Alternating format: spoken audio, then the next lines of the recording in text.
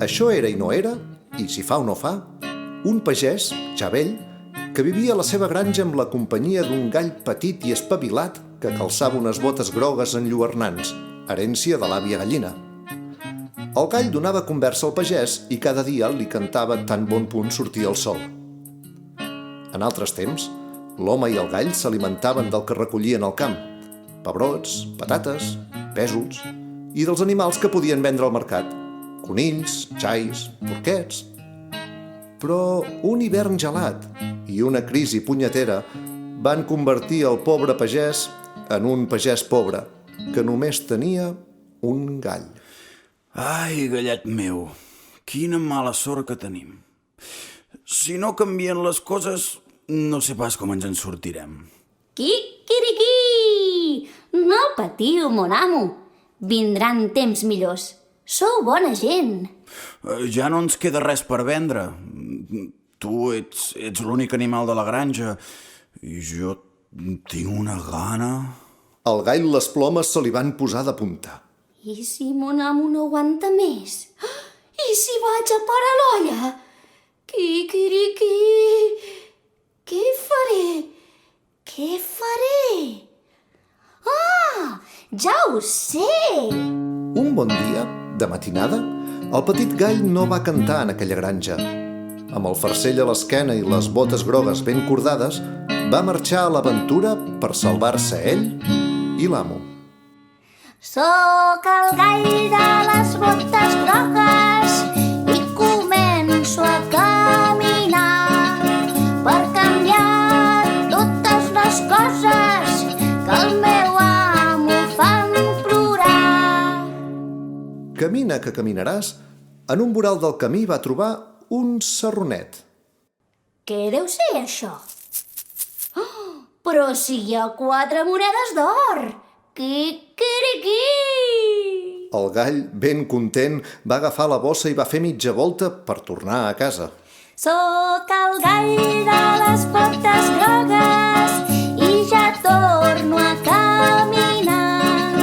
He trobat unes monedes que l'amo faran cantar. Amb aquestes, el ricàs del poble, un banquer que s'havia fet ric amb unes pràctiques prou dubtoses, passava pel camí amb el seu carruatge. Cotxer, atura't! Què du aquest gall penjat al bec? Baixa i porta-m'ho. Sí, senyor! Monedes d'or! Quedaran molt bé a la meva col·lecció de tresors. Gràcies, trepat. El gall, enfurismat perquè el banquer li havia pres els diners, va perseguir el carruatge, saltant amb les botes grogues. Quiquiriquí! Torna'm els diners! Torna'm els diners! Quins crits que fa aquest redimoni de gall. Cotxer, agafa'l i llença'l al pou. Sí, senyor! A veure si crides tant aquí dins. Quiquiriquí! Traieu-me d'aquí! Sóc al·lèrgic a l'aigua! Les monedes! Què faré? Què faré? Ah! Ja ho sé! Amb la boca ben oberta, es van passar tota l'aigua fins que no en va quedar ni una gota. I volant d'aquell forat va seguir corrent darrere el carruatge del banquer amb les botes grogues ben xopes. Quiquiriquí! Torna'm els diners! Torna'm els diners! Maleït gall! Com s'ho ha fet?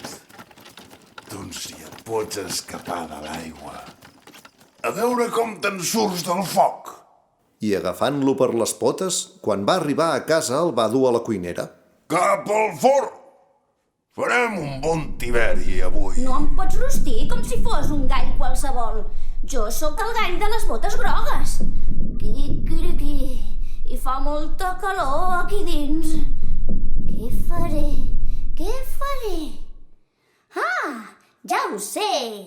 Com tots vosaltres sabeu, no hi ha res que espanti més les flames que un bon raig d'aigua. I el gall en tenia molta a la seva panxa, tota la del pou. I de la boca en va sortir un doll tan gran que va apagar totes les flames del forn de cop. Quan el banquer va veure el gall picant a la finestra de la seva habitació amb el bec, li van venir basques. Maleït Gall, llanceu-lo a l'estable, que els bous i les vaques t'aixafin i t'esclafin com si fossis un mosquit. Sí, senyor. Compte, noi! Si aquests animalots em trepitgen, què faré? Què faré?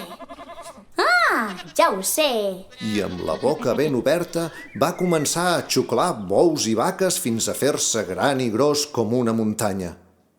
Llavors va tornar a picar amb el bec a la finestra de cal banquer. Quiquiriqui! Torna'm els diners! Torna'm els diners! Maleït gall del dimoni! S'ha acabat! A veure si les monedes se t'entrevessen. I agafant-lo pel coll el va llançar escales avall al soterrani, on hi guardava tots els seus tresors. D'aquí no en sortiràs mai més. Ja en parlarem de si sortiré o no. Sóc el gall de les botes grogues. Quiquiriqui! I sense pensar-s'ho 2 cops, el gall va començar a engolir totes les monedes que va poder. I encara en va amagar entre les plomes. Quiquiriqui! Torna'm els diners! Torna'm els diners! Dia i nit cantava el gall sense parar. Quiquiriqui! Torna'm els diners! Torna'm els diners! Cridava tan fort que a cal banquer ningú podia dormir. Torna'm els diners! I després de 3 dies de no aclucar els ulls, el banquer es va rendir.